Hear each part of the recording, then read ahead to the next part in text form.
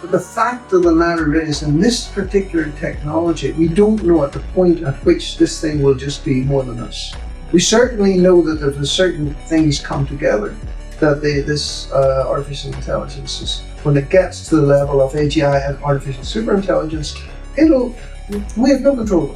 And the human race will be, I give the example of my dog Seven, which worships me like a dog, like a god. We get either, according to Noah, Yuval, Harari, might become like the pets, but more likely we would just become, the human race can be wiped out. In the progress of an intelligence that is hundreds of thousands of times more intelligent. So, I mean, can you imagine that whole intelligence of the world? Mm-hmm. And let's be honest, we don't have much understanding of the Chinese because we don't have much access to their language. Mm-hmm. And even when we seek to access Chinese story, we access it through the English language, through translations. Mm-hmm. And I think we can say that about other peoples. Mm-hmm. So technology, absolutely. But the second is politics. Mm-hmm. Because technology requires a distributive system. And that's what politics is about. Mm-hmm.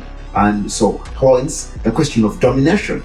There are technologies that dominate, there are technologies that don't dominate. They are not even visible. Mm-hmm. It's politics. So, first is not in any order. They work together. The third is economics. Mm-hmm. But I think it's going to be the kind of good tool that is going to require an entirely different skill that is not the inductive scientific method of you can explain everything you do, right? Where you sort of have to be more experimental, like that is how I think about it. Then go back to the sort of place of Africa in terms of technology and scientific discovery and say we've been sidelined. I think that Africa. Obviously, it was sidelined, in colonial times, but a couple of 100 years ago, even when, the reason the story is westernized or anglicized in the English language and so on, is because we're talking about, since the Industrial Revolution, a very short period of history. Africans are some of the best mathematicians historically. Mm. So forget this Western story, how the West has told us Africans. Mm. And Ian, you talk about how China killed. One of the reasons why Africa is where it is, guys, slave trade. Mm. What these Westerners did to us, they depleted us of the best human beings. But we are going to come up. So that is to say, the younger generation, please don't be like me. The tragedy with my generation, we believed the story told to us, about us, and it's the story we are telling. No, you reject the story of your fathers because it's not true. So learn to tell our stories.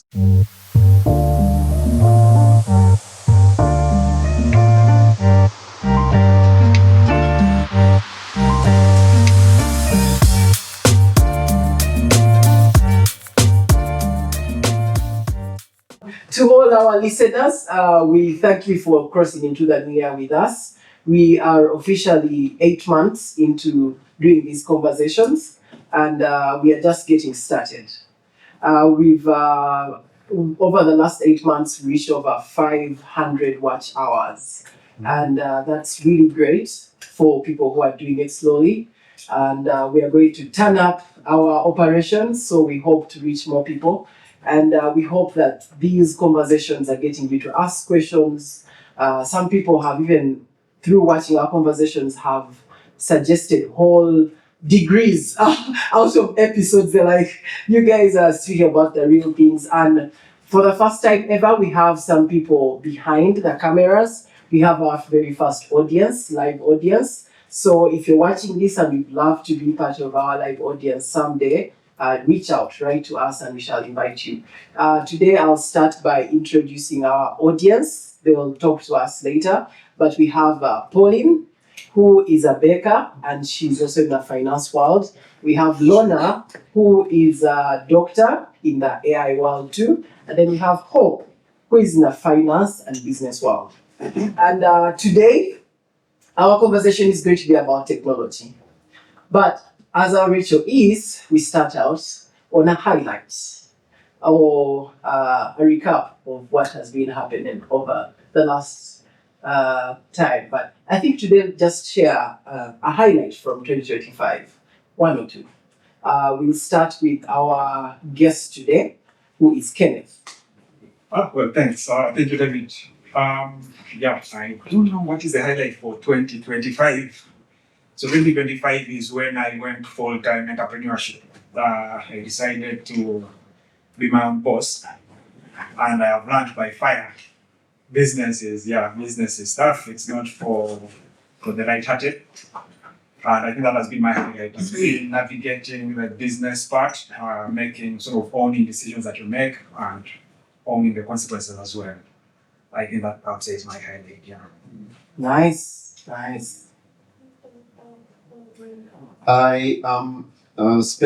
spent last year and will be this year most of my time at the Africa International University.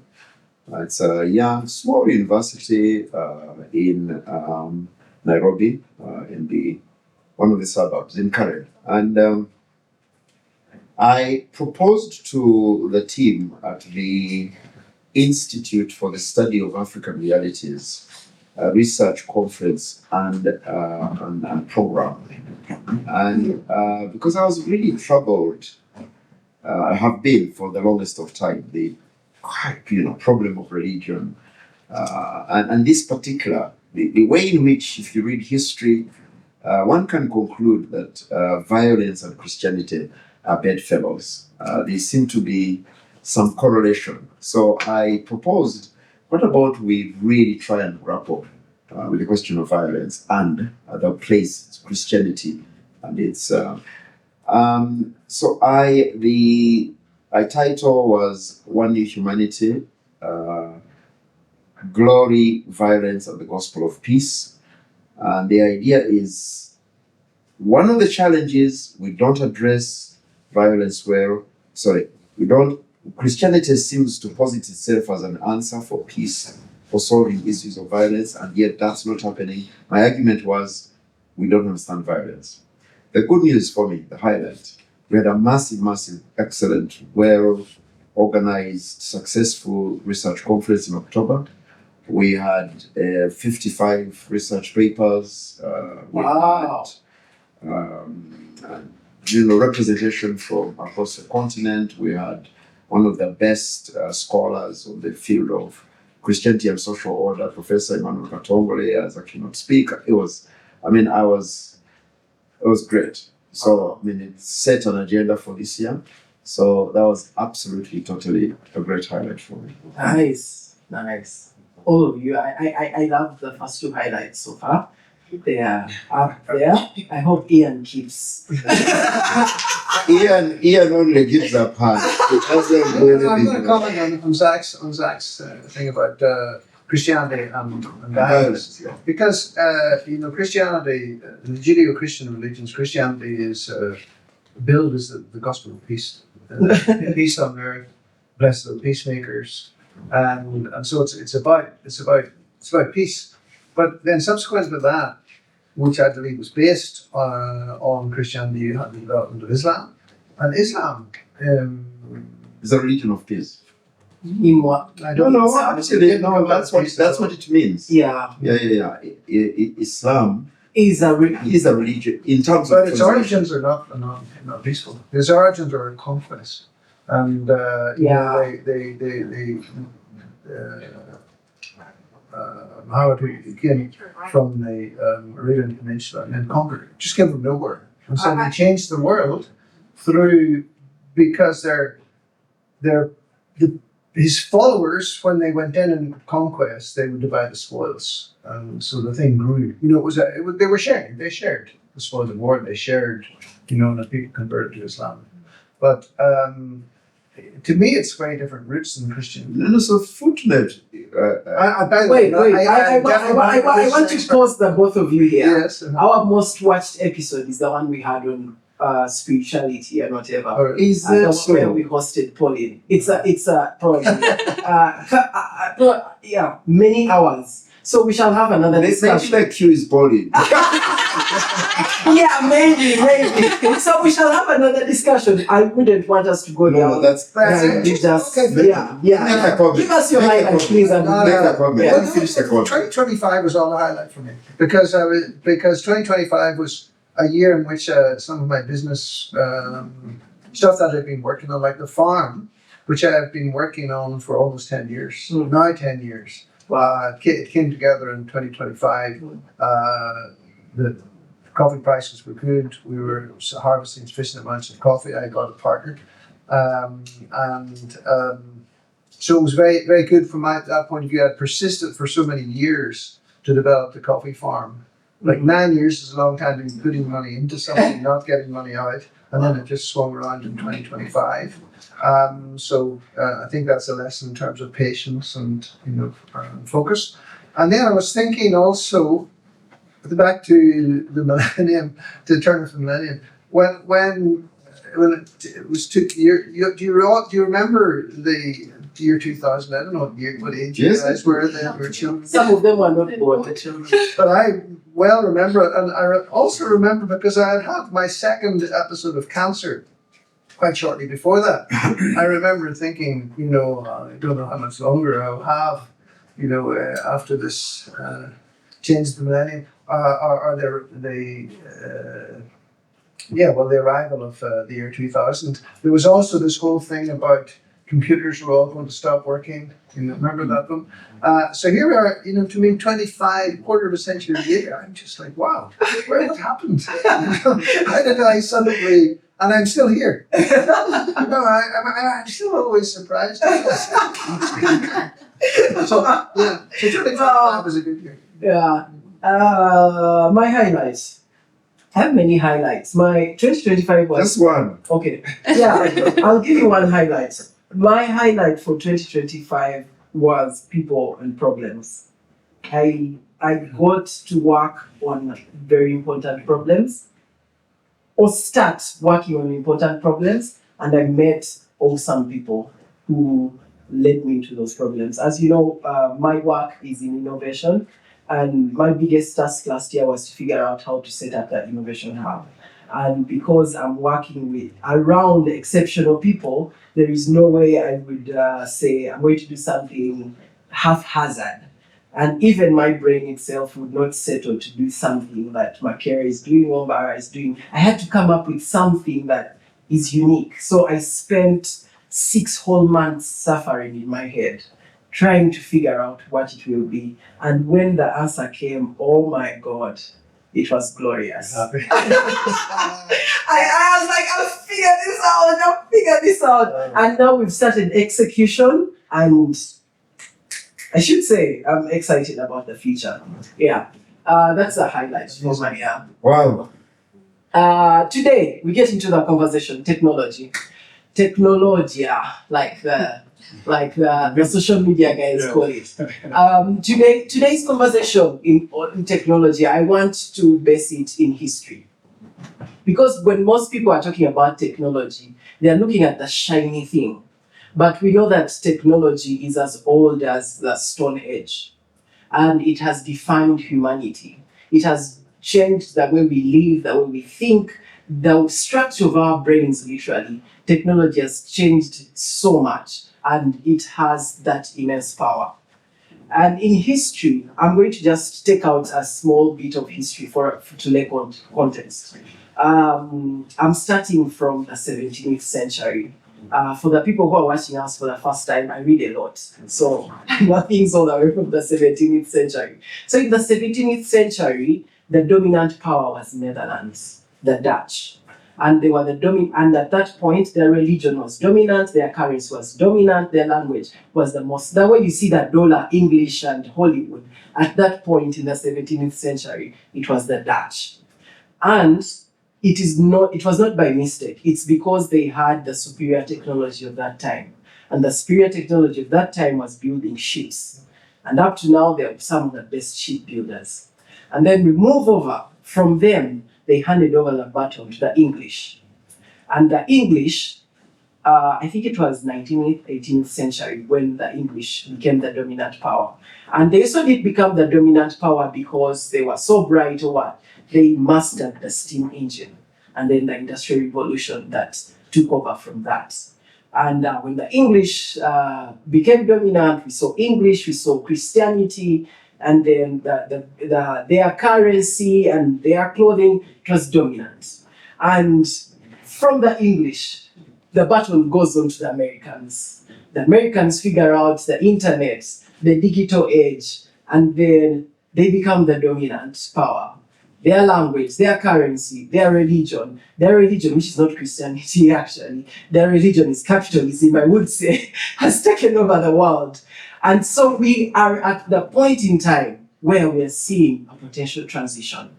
We have a new form of technology. Actually, I would say technologies. We are at the first point in time where there's more than one superior technology. It's not just AI. Then we have the whole new form of computing. We have new forms of health, like the biotech thing. We have these new forms of technology across the board. New forms of engineering, the human soul, like the storytelling and all that. So a little bit of a mouthful, but that is where I want us to. That's where I want to ground our conversation in technology. I've said a lot, and the first question that I want to hear from you is, what do you think or feel when you hear what I've said?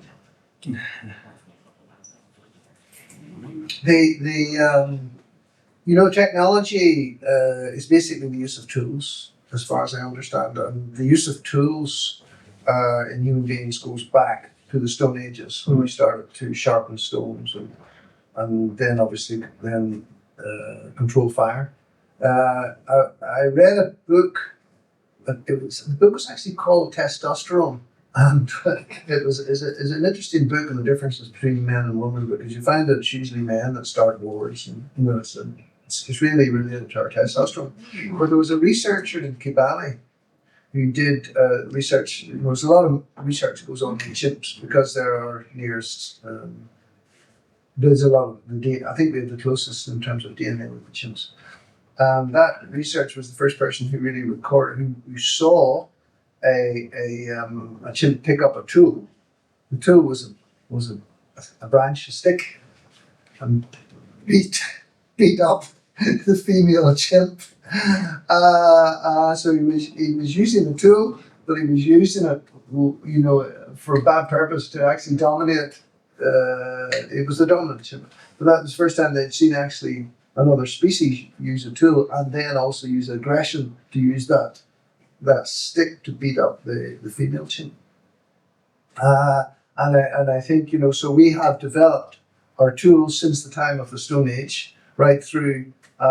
You cited the Dutch, and then the English, and then the Americans. The Industrial Revolution, whichever number you call it, was powerful. There's a huge movement forward, from Malthusian thought, because what is Malthusian thought? Well, Malthusian thought was was he called Malthus? He was the guy that thought that we were going to run out of human beings. We had bred so quickly that we weren't going to have enough to feed ourselves. So it was basically a gloom and doom that the human race was wiped out. But technology came along in the form of fertilizers to be able to grow more food, and many other technologies, electricity, as you said, steam power. The railways were a big deal in terms of the technology. Transport, the telegraph, and the what did they call it? The flying spindle for weaving and that kind of thing. And those technologies for the last couple of hundred years have really moved us forward incredibly. And that Malthusian thing was backward looking.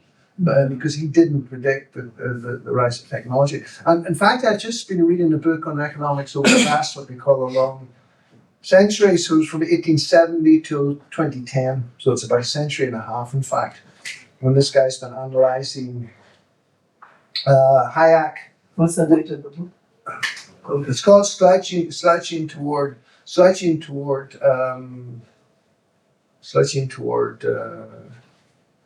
shall find it. It's not a very good book. I don't know.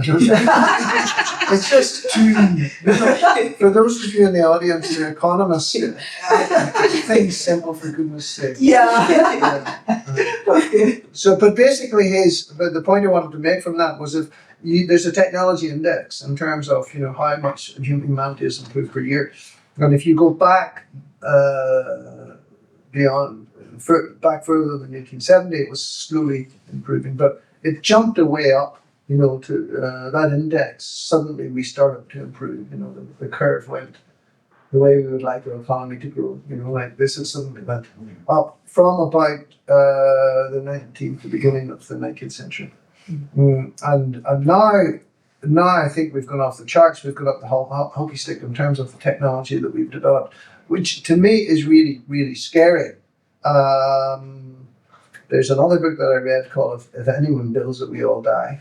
Yeah, really. And that's about AI, because we've built this technology now, which we call artificial intelligence, but we call it intelligence because it is another form of intelligence that's able to be self-learning, and and from that. There's tremendous things you named, what's happening in biotechnology and all that. So tremendous good can come from it, but we don't understand it. The fact is, we don't build it. It grows by itself. And so we don't know what the processes are, the black box, between when we feed it in all this. It needs the GPUs. It needs huge computing power. It needs huge actual energy and power. And then it needs the directions that are fed into it. And the data. Yeah, and the data. Yeah. So I mean, it's incredible what people are doing now in terms of data centers that are eating up all the power of whole towns and countries. And just to sort of get ahead in this race, because people like Elon Musk, who first of all said, be careful, artificial intelligence, and actually when they set up OpenAI, it was supposed to be basically a non-profit that would actually keep a lid on things. Let's go careful here. And then they all got into the race, and they're like, no, I have to be there first. So now, Elon Musk is just headlong into it, and he bought because he bought Twitter. He had the data. Twitter wasn't doing much, and then suddenly Twitter AI becomes a valuable, billions of dollars company. All the rest of them are going the same way. And the excuse is, if we don't do it, the Chinese will do it, and then the North Koreans will do it. We all got to do it. But the fact of the matter is, in this particular technology, we don't know at the point at which this thing will just be more than us. We certainly know that if certain things come together, that this artificial intelligence is, when it gets to the level of AGI and artificial superintelligence, we have no control of it. And the human race will be. I give the example of my dog Seven, which worships me like a dog, like a god. We get either, according to Noah, Yuval, Harari, might become like the pets, but more likely we would just become. The human race can be wiped out in the progress of an intelligence that is hundreds of thousands of times more intelligent than us. I mean, can you imagine that, the whole intelligence of the world? So I think that. In our race to do technology, I think we stand today at a very precarious point in the development of humanity. If you look at the biblical story, sorry, I'm talking a lot of time, but if you look at the biblical story of the Tower of Babel, it was a moral tale of that you human beings, you became so powerful in yourselves, so I will just confuse you so that you settle down a bit. I don't know whether that same thing can happen in the 21st century. Yeah, we're building our own Tower of Babel. Over to you. You want to go next? Okay. Yeah. I can. So I think that the first conversation that I watched from there here was when Dr. Zach said that in order to conquer the people, you have to give them this idea of God, right? And I think what we call God today is this idea of capturing attention, sort of unifying attention, right? So if you read the Revelations as well, it talks about the end of times with one nation and whatever. It's a story that has been reshuffled a lot. There is a show now on Apple TV called Virus. That's about a virus that comes from space and turns us into like these automated, extremely efficient machines. People who don't have any individuality, right? And it becomes so efficient that people don't need blankets anymore. They don't need anything anymore apart from just staying alive to make things more efficient. And a few, I think about 11 people don't get infected. For some reason, they're immune to The virus. Yeah, to the virus. And so now the part of the goal now is to also make sure that we understand them so we can infect them.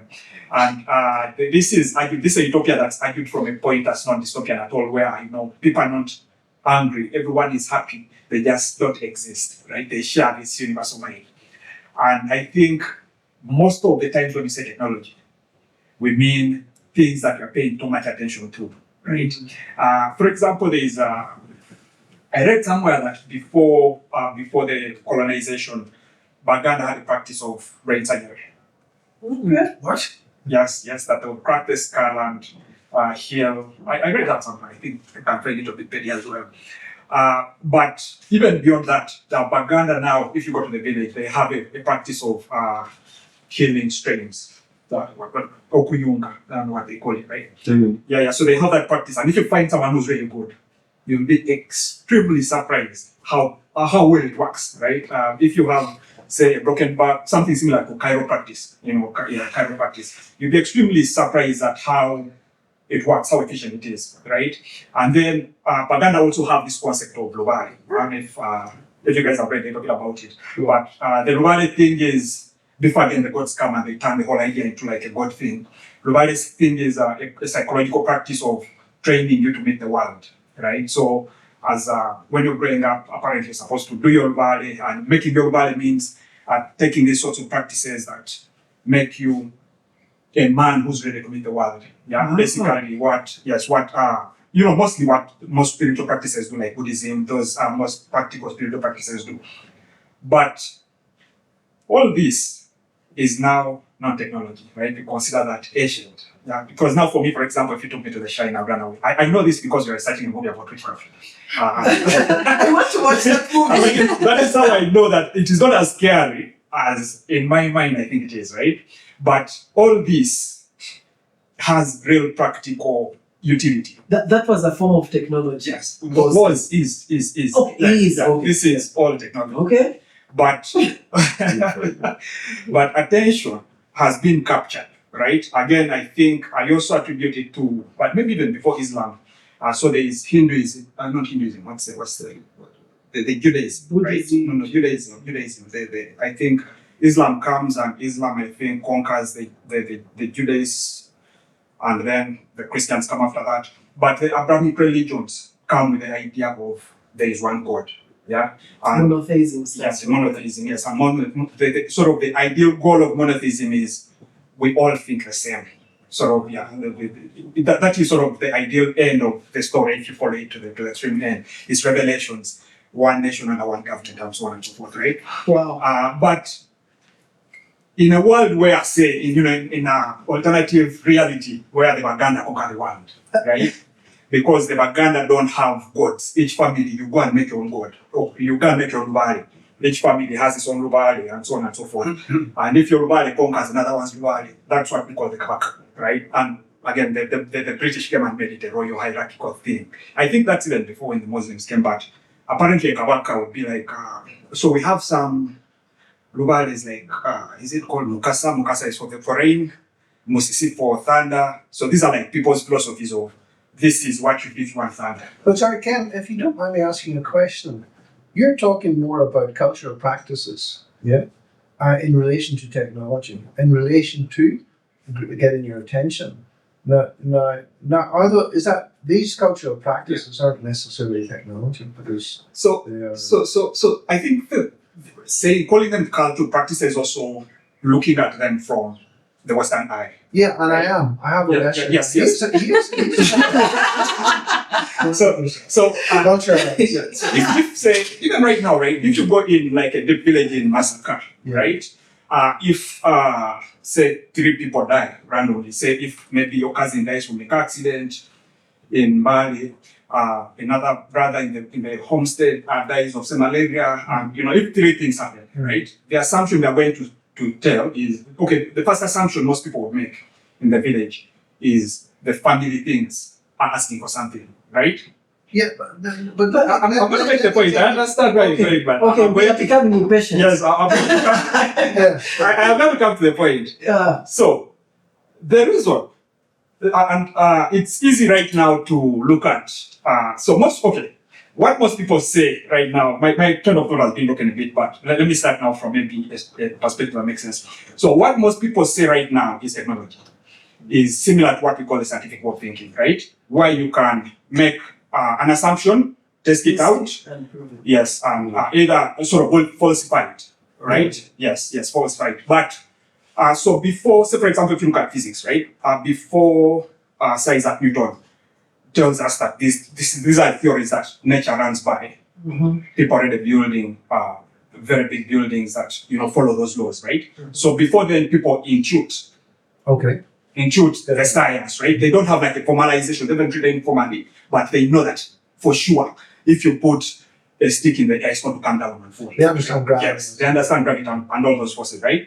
And these practices, the things, for example, what Leonardo da Vinci used to do for him was to draw. So he would look at you and draw you to extreme detail that he would tell how your veins flow the blood, right? So this is sorry.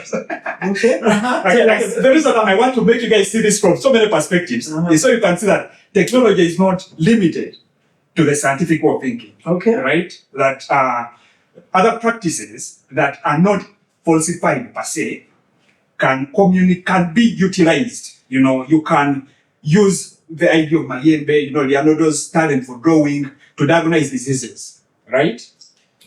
Okay. So again, this I'll is have a rebuttal. and the thing is, I'm not saying this is as good as science today, but I'm saying that is the direction technology can take. Okay. Right? So technology is as an agent, let's say that, right?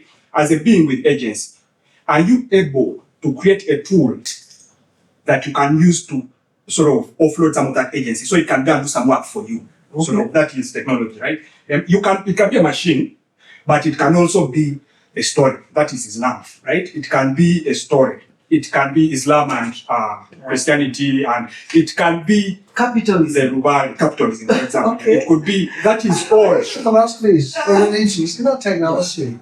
But okay. Okay, no. I think let me pause here. But we'll go back and forth, before yes. you go to him, I just want to say I acknowledge what he's saying.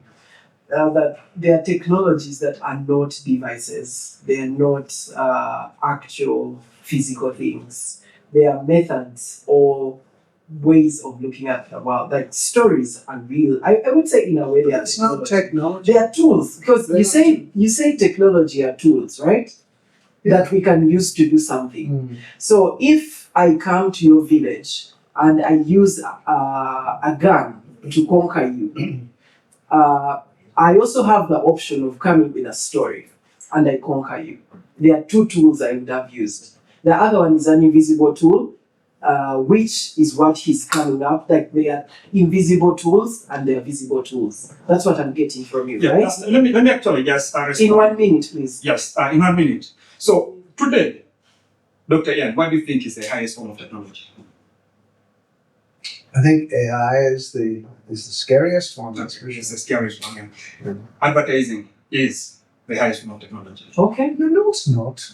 Advertising is just what you're using everything else to, so you're influencing people to buy things or Yes. to whatever it Yes. is. No, Yes. but it's not a technology as such. It's a result of technology. Okay. Pause you there. You're going to explain to us. Yes. Let's get Let's get the stage. stage, get tied together and make sense of this cultural ideas and technology. I think, first of all, the beauty of this conversation is perspective. Yeah. We are all coming from somewhere. And that's why I really appreciate Kenneth for your input. He's forcing us to look from a different angle. And I think that's extremely valuable. Yeah. And my comment is this, and I'll come to it, is that we have been dominated by definitions of technology that come from the West. Mhm. And David, even the way you narrated history is a particular narration. And it's literally following the Western story. Yes. So when you say the Dutch, the English, the Americans, and that's the privileged account, it's the privileged narrative. Yeah. So I think that what Kenneth is forcing us to say, there are other stories, there are other narratives. That is to say, technology itself is a narrative. Okay. It is a narrative. Okay. And I think that, we come from different angles. So I would like to say this. I have found it useful as I listen to my two colleagues, my big brother and my younger brother. I would say that it seems to me, I call it a triad. There are three things that change the world, three things that change society, three things that shape order. Absolutely, technology is one. And I think that we can read that of all societies. So your narrative, David, is especially important in understanding Western hegemony. I think that's important. But I think we can go now to the Chinese. And let's be honest, we don't have much understanding of the Chinese because we don't have much access to their language. And even when we seek to access Chinese story, we access it through the English language, through translations. And I think we can say that about other peoples. So technology, absolutely. But the second is politics. Because technology requires a distributive system. And that's what politics is about. And so hence the question of domination. There are technologies that dominate, there are technologies that don't dominate. They are not even visible. It's politics. So first is not in any order. They work together. The third is economics. It's business. It's economics. And I think I thought you would say religion. actually, surprise, no.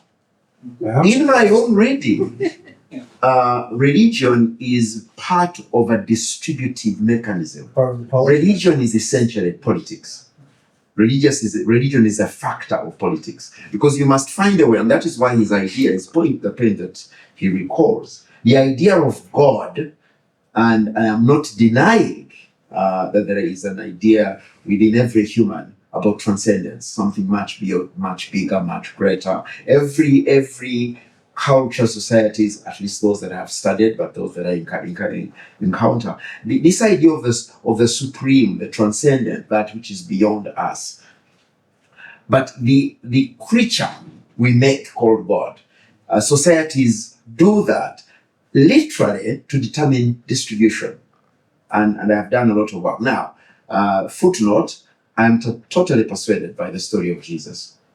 Because I want to argue that the story of Jesus of Nazareth is beyond religion, is more profound than the idea of religion. In fact, it undermines the very idea of religion. That's why Jesus is not, though Jewish and subscribes to the forms, you can see he is killed by Judaism itself. And so we can get there. So footnotes. We shall have an episode. No, I'll be happy to do that. Yeah, I'll be very, very happy to do that. So, and I want to make a distinction between Christianity and the story of Jesus. Christianity is itself a particular formation of that story that is intentionally, this is key in my reading, intentionally targeting domination and control. So it's part of a political system. Hence, everything you said in your history, remember, you did speak about technology and its religion. So when it's the Dutch, there is a religion that distributes it. If you speak about the English, there is a religion. There is this God. And that's where I would want to say that in conversing about technology, we really cannot do that faithfully unless we also add the other two, which is business and politics. And I think that the two will go together. Let me also, one last comment. I am really here as a student. I want to learn. I'm fascinated by Kenneth's idea. I know that you, David, and my big brother you read like there is no tomorrow, so I have forgiven you. But I want to really sit here and listen to you because I think there is a lot you bring to us. My only thing is to say, maybe you should learn Chinese, so that you are able to not just read what the English, this English fiction that and all the technologies that come. And I think so. My point actually, I am one of those who says I read history, and I like you locating this in the historical context. Every new major technological leap sounds like an Armageddon. Yeah. So I'm not surprised that you guys are sounding more prophetic than myself. All of you are talking about the end time human. Surprisingly, you talked about the end of the human race. I mean, this is amazing, you know? So without you can't understand. We are going to die. I'm amazed that Ian is talking about hell, the end of humanity. So all I'm saying is that this. My view, AI has come, AI will go. Okay. It's nothing new. And when it goes, shipbuilding was great technology. Yeah. It's been bypassed. I could go on and on. So I think that human nature, there is so much about being human that we don't yet know. And it's human nature will be able to surpass all this. So I am not afraid. Yeah, I know. I also don't agree. But for me, I'm like curious. For every era of technology, there is the good, the bad, the evil, the ugly. All that is true. And I don't want to just focus on the bad and the ugly. It's there. And we must talk about it. Yeah. But I think that there are also going to be opportunities. So, the three things I would like to plead for is in discussing technology, let's reflect on economics, business. Let's also think about politics. And Before I give Ian a short stint, I want to say one of the things that we are going to do in our new discussions is to create new knowledge. So the triad that you have brought up, do you guys want to suggest a name for it? It's mine. Don't take a You can call it the Zach triad. We're going to work on it. It's a pattern. Yeah. It's a framework of thinking and understanding the world. Yeah. So I just want to note that. This is politics. And walk away from this and begin. This is what the British did. We said they discovered Lake Victoria. So could come out and say, I've discovered. But that's the thing. If you don't give it a name, I understand. and someone from England gives it a name, Ireland gives it a name, then it's theirs. That's why I'm saying we have to start naming these things. If you have this I triad, totally agree. we can call it the Niringia triad, totally whatever. Yeah, so now I want to challenge to the challenge Niringia triad. Okay. Go for it. I will defend it. So I think we have an economist in our midst. Pauline, you're really Am I an economist? I think you're more economics than finance. Hope are you? Yeah, accounting. Okay. Accounting and finance, yeah. So, but essentially, I'm very interested in this. You highlighted technology, politics, and economics as sort of driving forces. Yeah. You might be right. I mean, I've definitely put religion in there because it may go along with politics. We often say it's a precursor of the type of politics that the colonialists are trying to weed out, or the neo-colonialists or whoever. They seem to be closely related. But religion, I would say, there's a deep need in man for religion. There's a deep need for spiritual meaning. There's a deep need to answer the whys. And so I think it's a huge force in the development of humanity. But I am interested also in the whole politics, economics side of things, because, by the way, that book's called Slouching Toward Utopia. Okay. But it's a bit of a heavy read. I think the guy could have made it half as long and said it more simply. But he's looking at the economic history over the last 150 years, ending up in 2008 when the whole financial system almost collapsed. And he's going between Polanyi and Hayek. Hayek was, on a sort of laissez-faire side of economics. Polanyi and also I think Keynes, is it? Yeah, was on the more like government can intervene and can actually can actually change things. And if you trace that, I suppose since I've just read the book, I'll reference it. If you trace the last 150 years, the economics was extremely important, but the economics did depend on the politics, and in turn depended on the technology. He didn't mention much about religion, but I see religion always comes in there as well.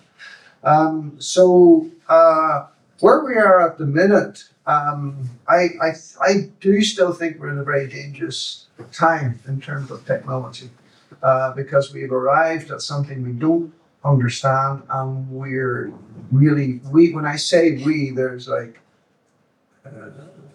some very powerful people that are pushing it really, really fast. And it's not developing over a period of years. In 5 years, the whole scene will be very different, very, very different.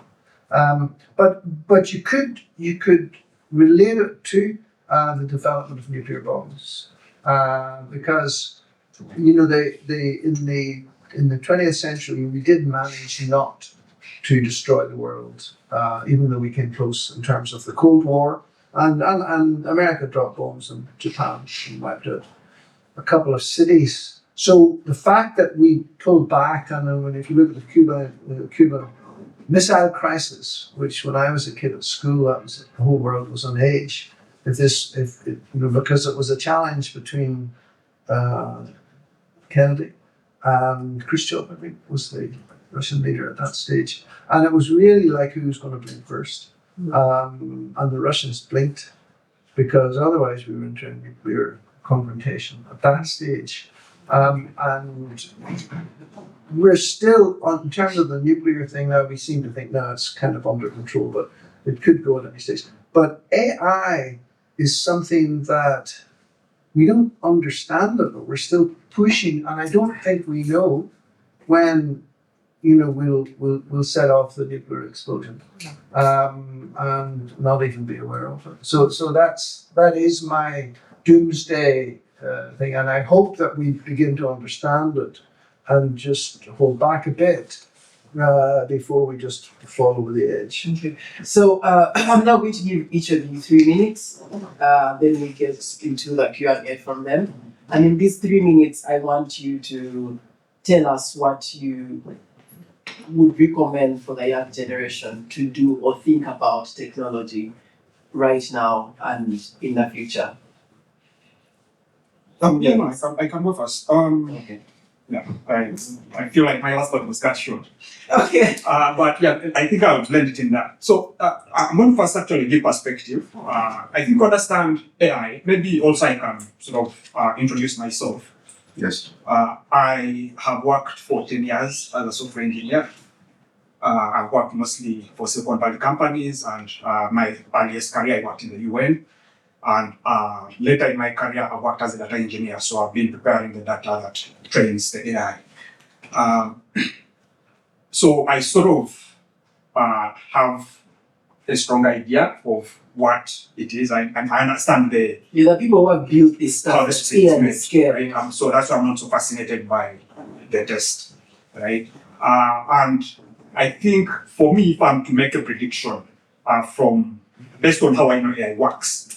Okay, so to predict. Okay, so maybe let me actually ask how comfortable. I know Dr. Zaki did math. Physics. But yeah, okay, so you understand calculus, right? Yeah, sure. Yes, sure. Dr. Yan, you know calculus. Calculus, yeah. I did it at school, but So yeah, not like complex stuff, but it's sort of like a framework that is good to understand when we are talking about information technology. I think right now, when we think about technology, we restrict it to information technology and maybe robotics. So AI is just a consequence of information technology, right? In calculus, in physics, for example, right? A particle is at position, right? And a particle to move from one position to another, it uses a velocity, right? So velocity is the speed and the direction it's going, right? But you can affect that velocity by a derivative, which is acceleration, right? So if you do the first derivative of velocity, you get acceleration, right? And so if you have the power to manipulate acceleration, you will manipulate the velocity as well, right? But if you have the part to manipulate the velocity itself, the velocity can be the magnitude or the direction, right? So the guy who has acceleration is stuck with the direction and is manipulating the magnitude, or is stuck with the magnitude and is just spinning around with the direction, right? So those are two ways. But there is the third derivative is jerk, right? So you can manipulate acceleration by jerking, and then by default manipulating velocity as well, and also the position, right? So you have to, in Silicon Valley, that is the way people think. It's very Newtonian, right? It's very, the way people think is, we have data, right? What is the second derivative of this data? What is the relationship between this data, right? We have the relationships. What is the third derivative of that data? What is the relationship between those relationships, right? And if you keep doing that forever, because if you have enough compute, it's just mathematics, right? What you end up with is what we call AI now, right? But if you're manipulating it from the jerk point, you don't have a lot of control over how it's going to behave, how the pattern is going to behave, right? And so that is basically, that is why we are doing brute force mechanism, where we're just using, basically converting energy to information order, right? We're just getting energy, sort of like one-to-one conversion, because we don't know what it is yet. What most of the science labs are doing right now, the AI labs are doing right now, is trying to identify the theory of language. Actually, I think most people focus a lot on the theory of language and want to understand, sort of in a Newtonian way, the way the 3 laws of physics is what are the, like, maybe 21 laws of language. That is a lot of what the research is driving towards too, because people understand that if we know that, then we can make smaller LLMs, because we can now sort of manufacture language, and then we can make tools. We can basically make people who don't have like space, right? And that is sort of where Silicon Valley is going, right?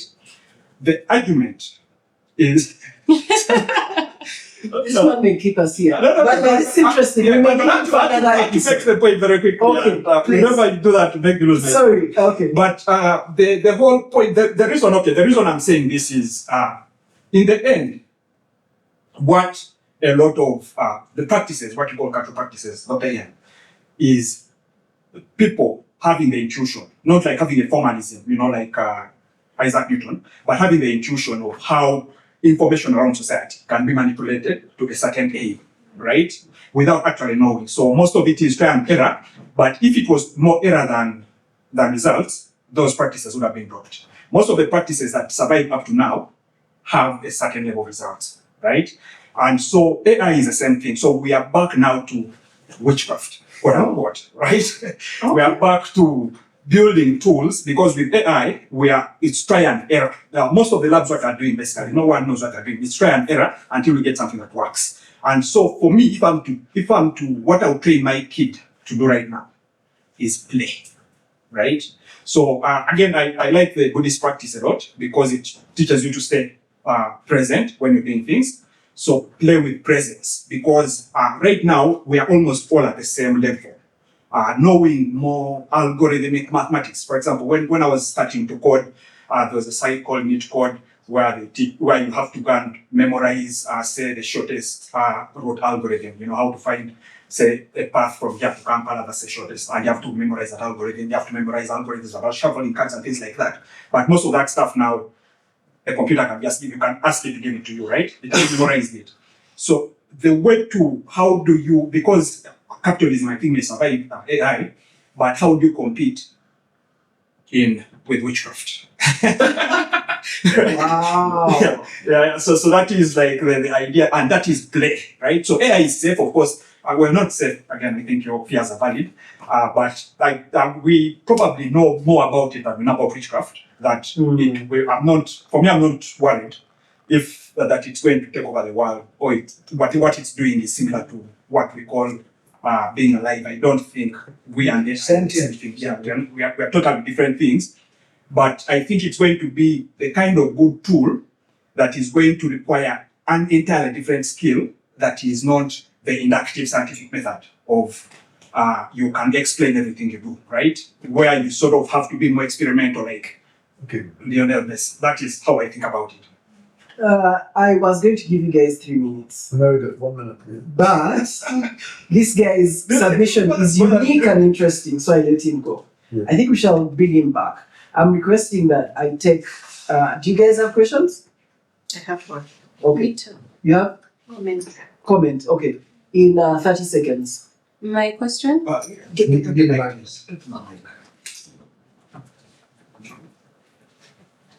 Let's take them all at once, and then we shall come back to the both of them, and then.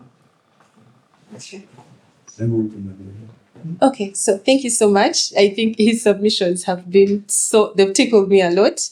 My question, do you envision a version of the future where Africa leads technology, and what do you think it will take for us to get there? And do you think conquest must be part of that story? Thank you very much. I think my question bases of has in mostly, do you think innovation is a privilege? Because recently I was discussing with a professor at MIT about Demis Hassabis. I think if you've heard of him, he's a Nobel Prize winner for chemistry last year, and he was part of a team that built the Google DeepMind and all. But his story comes from a place of privilege and, of course, chess, grandmaster, and all that. And he had the time and he was playing with the games like Kenneth has mentioned. So, do you think as Africa we have any place in that? Because our need level, we are still at basic needs that people are struggling with. Do you think we'll reach that point of privilege where we're able to think or being given the platform to actually put in front our technology and our innovations? Thank you. Thank you for the opportunity. Hope again is my name. Me, since I'm so interested in business and finance, I would like to comment about the connection of technology, AI, and business. Like you see the narrative of capitalism, it's basically around dominance of rich people, rich men that bring up these ideologies.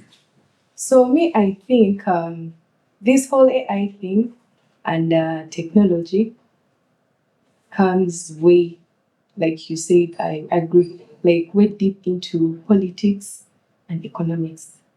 So my comment is, I think there is need to really analyze and get into how all these things can be intertwined in a way to bring something good. Because when you put very many different things in the same box and they are not, let me say, compatible, it could not bring out the best result. So I think there is need for how to get a way in which politics, economics, and technology and AI can bring out something good. Because I feel like technology is being brought up by in different diversions. You get, if you see AI, there's business AI. Like, I don't want to take time, but I get your point too. So that's really great. Comments from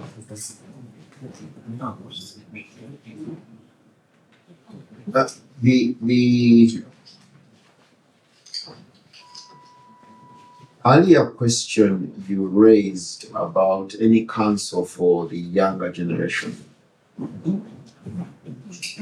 I think it arises out of the nature in which this conversation itself is structured, where it's going, where it's come from. And I would say this, I would plead with the younger generation to read history. And it's very unfortunate. And again, the politics of education in this country is painful. That you have people managing our country who don't understand how people live in the world, and so can denigrate the value of history and humanities, which is very sad, and have reduced education to skilling and so on. And it's tragic. So I would say that read history. And beware of the fact that the story you read is the story of the victor. It's the written story. And so we need to be able to find out, how do we access the other stories?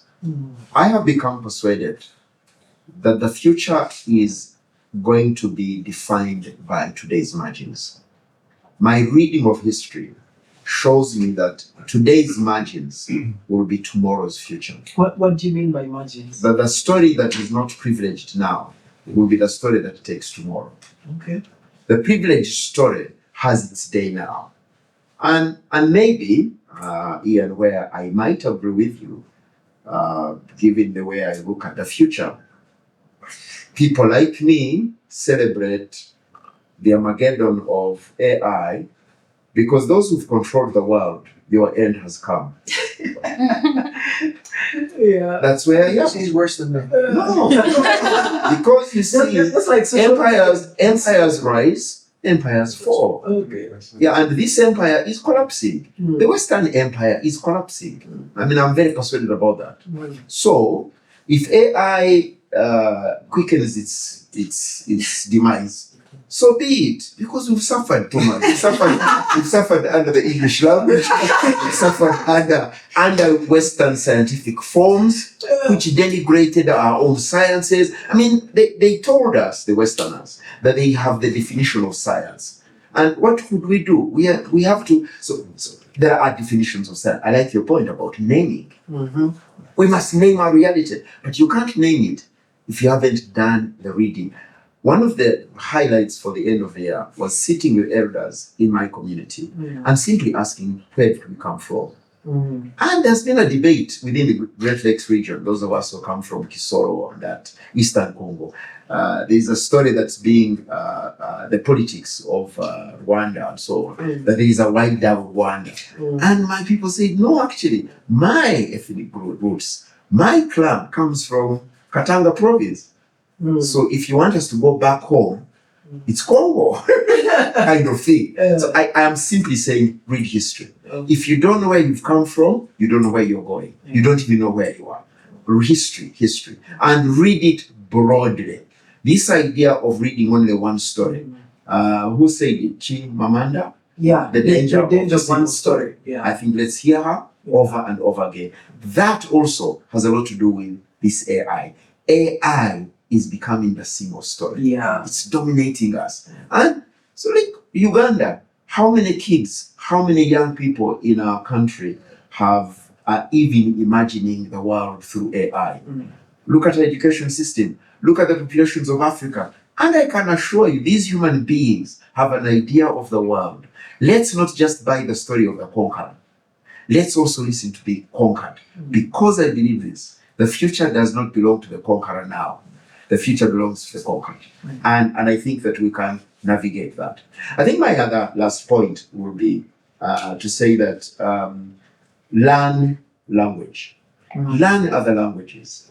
I think that there is a real danger in the hegemony of the English language. And I think we must. I am part of it. It's the only way I express it. I'm a child of that history. But I think I should name it as tragic. So I think that education, again, this is something we've heard about, the education system. I would say to the younger generation, interrogate how you're being, the education system, what you're being told. You know, the politics of education, you must interrogate it because it's an education that's literally taking us into a rabbit hole. It's not helping us. So I love mother tongue vernacular. English is a vernacular of a particular people. As my vernacular. They are all vernaculars. And I like your point that the AI itself is introducing a language. So the question of language, remember, is going to be very crucial, but we can't get there. And I think, so lastly, stay curious. The last one was the last Stay curious. Stay curious. Thank you. I'm going to Thank give you, you my a few man. minutes, but before that, I want to extrapolate an anecdotal thing. When you mentioned reading history and the thing about what you do with your elders, my brother has done something incredible for our family. He has so far written 3 books about our ancestry. My children will know more about our ancestry than Jesus because there are 3 books and he's writing the 3rd book now. He has gone and interviewed all the old people and written down everything. Brilliant. And I was talking to him, I went camping with him during the last days of the year and I was like, wow, man, this is so great. I was like, this is so great because AI doesn't have access to this data. So young people, instead of spending all your time on WhatsApp, social, go to your elders. Yeah. Hear your I story. was like, this is so great. And because I'm like businessy, I told him, you know what, man? This is a service you can give to others' families. So See, we are exploring. the it. capitalists. Yeah, okay, Of course you are capitalist. Of course you are. Yeah, your closing remarks. Anyway, I want to say first of all, Ken and I are actually very agreed on this. That it's because that AI is akin to witchcraft, and people don't understand it. That's what makes it dangerous. Because AI isn't really built; it's grown, and the processes within that are not really understood. So you don't really understand. People say, well, AI doesn't have preferences, but it is. It's trained to have preferences, and we don't know what it can do on the way to fulfilling those preferences. So, we're ending up in the same place from different perspectives. Now, to come on to what you mentioned about basically what's the place of AI in Africa? The fact of the matter is that there's a lot of open source. There's a lot of very cheap tools and sources of using AI. And David here is really become quite an expert on the use of AI, and it certainly takes tasks that would have taken days and weeks to do, and can do them in minutes if you know how to use it. So certainly, I just. My cop out is that I'm too old now, but I certainly benefit a lot from working with David, and I think so.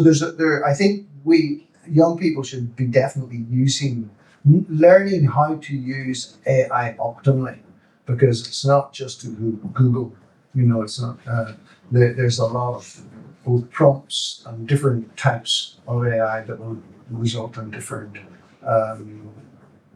solutions, and so it's a real learning field there. And I think you mentioned the education system in Africa. I think we're probably behind already in terms of using AI in so many different ways. I think from what I've read, AI is taking over. Where you've got very narrow skill sets, say like financial skill sets.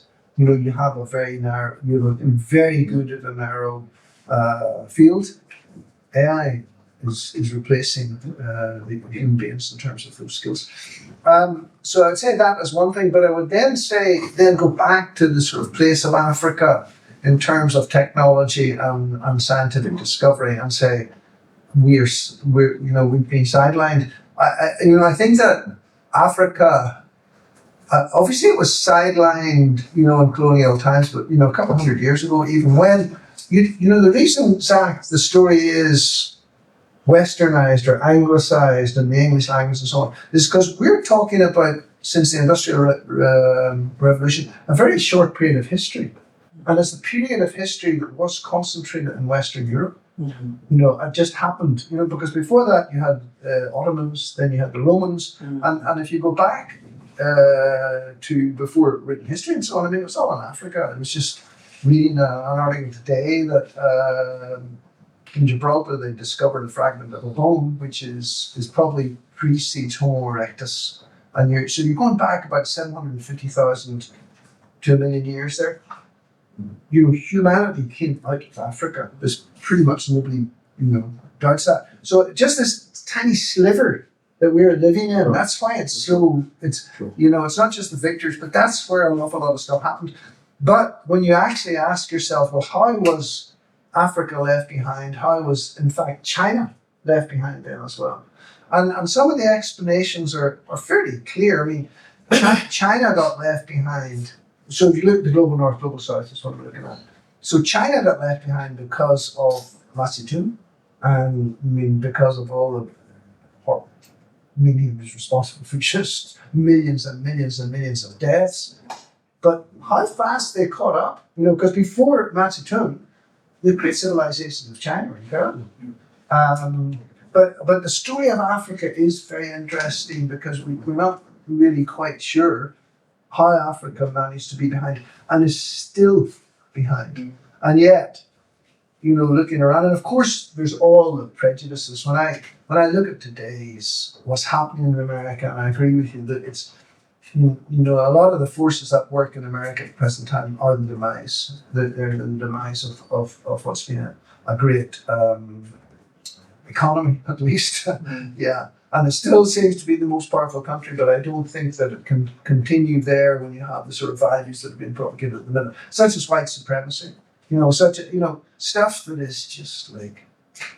So when I've said this so many times before, because as an Irishman lost in Africa, I just see. Found in Africa. Okay, found. I just see so much wonderful, wonderful potential. My next book is How I Discovered. So in this room with you young people, man, your talent, what you have is incredible. So when I look at the future, I'm still very hopeful of what the next generation of Africans can do, of Ugandans can do. But we've got to fix some of the systemic problems like in education and that's really extreme. Yeah. All right. Can I just something I hope to say? 2 minutes. It's literally, and I will not even take the 2 minutes. It's young parents. For those of you who've gone through the system, you already have degrees, diplomas, that essentially really are useless for tomorrow. I'm sorry to say. And that is why David did medicine and has done something else. So it's time to quit. If you just finish your first degree, just don't think it's the future. Just quit. Do something creative, different. Live within your means. Spend money. Don't be caught into this. So for me, radical, because tomorrow is completely different, and our education system did not prepare us for that tomorrow. But it's essentially learning how to learn. Yeah. I agree. Yeah, I agree, and I think that's the challenge. Secondly, for the younger parents, please make sure that your kids learn mathematics.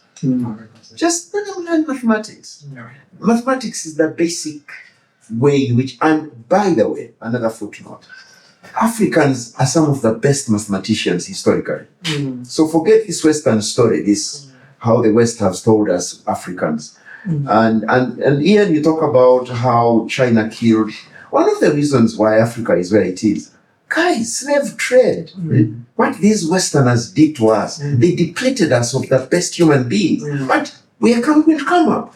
So that is to say, the younger generation, please don't be like me. The tragedy with my generation, we believed the story told to us, about us, and it's the story we are telling. No, you reject the story of your fathers because it's not true. So learn to tell our stories. And you will not learn that story unless you embed yourself in that history, in that narrative. And I really long for the new story, the ways in which you are going to. And the demise of the West, to be honest, I'll be blunt, I am celebrating it. Okay. The cost is heavy to me, but I'm celebrating it because it's been too long. 2 centuries, 3 centuries, I think you're saying, and I agree with you. But if you look at the longer history, it's a very short stint. So, wow, awesome. This has been a great conversation. 1 minute. Can you manage that, Ken? for a minute. Okay. Mathematician. Okay. Yeah, no, so my 1 minute is, I think, to compete in the coming world, master your attention. So, again, Say that again. master your own attention. Master your attention. Yes. That's the paper we are writing. Oh, nice. So from historically, again, it has been religion. Again, here we're differentiating religion from technology. I don't think it is. But religion and whatnot, and now AI, what they're doing is hijacking your attention. Yes. That is all they're doing, to make you a tool for someone else's agency. Oh. If you have your attention, you have your agency. So you don't have to ask, what should I do? That's another conversation. Okay. You decide what. Awesome. Thank you so much. It's been an awesome conversation. If this is your first time watching this, there are greater episodes down there. I recommend the one on escaping the matrix. It talks about the things Zach mentions. And I also want to tell you guys about history that AI doesn't know. This is one of Ian's books, The Man with the Key Has Gone. Awesome story. Follow us, subscribe, and until next time, stay curious, ask questions. The questions that were asked will be answered in the next episode. Awesome. Great time, all of you. Thank you.